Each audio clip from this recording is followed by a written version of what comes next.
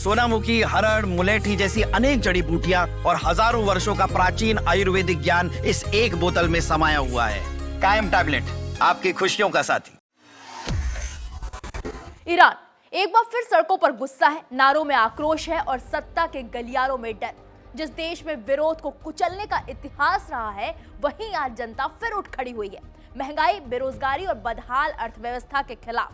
लेकिन अब इस आग में घी डाल दिया है ईरान के सर्वोच्च नेता अयातुल्ला अली खामेनेई के एक बयान ने, जिसे सीधे तौर पर प्रदर्शनकारियों के लिए खुली धमकी माना जा रहा है। दरअसल ईरान के सर्वोच्च नेता अयातुल्ला अली खामेनेई ने देश में जारी विरोध प्रदर्शनों को लेकर सुरक्षा बलों को सख्त कार्रवाई करने का निर्देश दे दिया है। खामेनेई ने कहा है कि जो दंगाई है उन्हें उनकी जगह दिखाई जाए। जी हां, ये खामेनेई के ही शब्द हैं, दंगाइयों को उनकी जगह दिखाई जाए।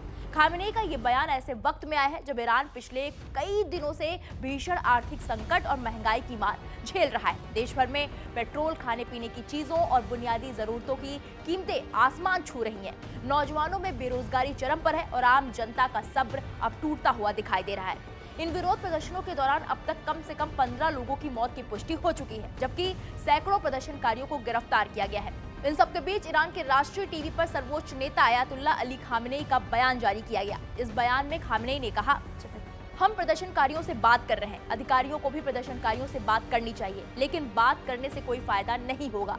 दंगाइयों को उनकी जगह पर पहुंचा देना चाहिए। दुश्मनों द्वारा खरीदे गए कुछ लोग इस विरोध प्रदर्शन के पीछे हैं, जो दुकानदारों और प्रदर्शनकारी लोगों के पीछे से ईरान, ईरानी गणतंत्र और इस्लाम के खिलाफ नारेबाजी कर रहे हैं।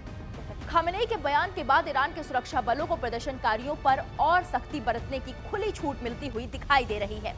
सड़कों पर आंसू गैस, लाठियां और गोलियों की आवाजें एक बार फिर से ईरान की पहचान बनती जा रही है। इस पूरे मामले ने अंतर्राष्ट्रीय राजनीति में भी हलचल मचाकर रख दिया है। अमेरिका के राष्ट्रपति डोनाल्ड ट्रंप ने ईरान के प्रदर्शनकारियों का खुलकर समर्थन किया है। ट्रंप ने चेतावनी दी है कि अगर ईरानी सरकार अपने नागरिकों के खिलाफ हिंसा करती है तो अमेरिका उनके बचाव में आगे आएगा। ट्रंप के इस बयान पर तेहरान में गुस्सा और भड़क उठा। ईरान की सरकार ने पलटवार करते हुए पश्चिम एशिया में मौजूद अमेरिकी सैनिकों को निशाना बनाने की धमकी तक दे डाली।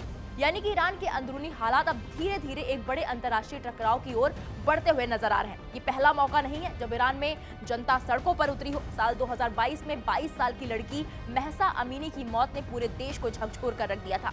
महसा अमीनी को हिजाब ठीक से ना पहनने के आरोप में नैतिक पुलिस ने हिरासत में ले लिया था, जहां आरोप लगा कि प्रताड़ना के बाद उसकी मौत हो गई। उस घटना के बाद ईरान में दशकों का सबसे बड़ा जन विद्रोह देखने को मिला था। अब करीब 4 साल बाद एक बार फिर वही हालात बनते हुए दिखाई दे रहे हैं, लेकिन इस बार वजह सिर्फ सामाजिक आजादी नहीं बल्कि भूखी जेब और टूटी उम्मीदें हैं। सवाल ये है कि क्या खामेनेई की सख्ती इन प्रदर्शनों को दबा पाएगी या फिर ईरान एक बार फिर बड़े राजनीतिक बदलाव की दहलीज पर खड़ा है। फिलहाल ईरान की सड़कों पर गुस्सा थमा नहीं है और दुनिया की निगाहें तेहरान पर टिकी हुई हैं। ईरान की आग सिर्फ उसकी सरहदों तक सीमित रहेगी या पूरी दुनिया को इसकी तपिश झेलनी पड़ेगी, इसका जवाब तो आने वाला वक्त ही देगा। लेकिन इस पर आपकी क्या राय है, मैं कमेंट बॉक्स में जाइए और जरूर।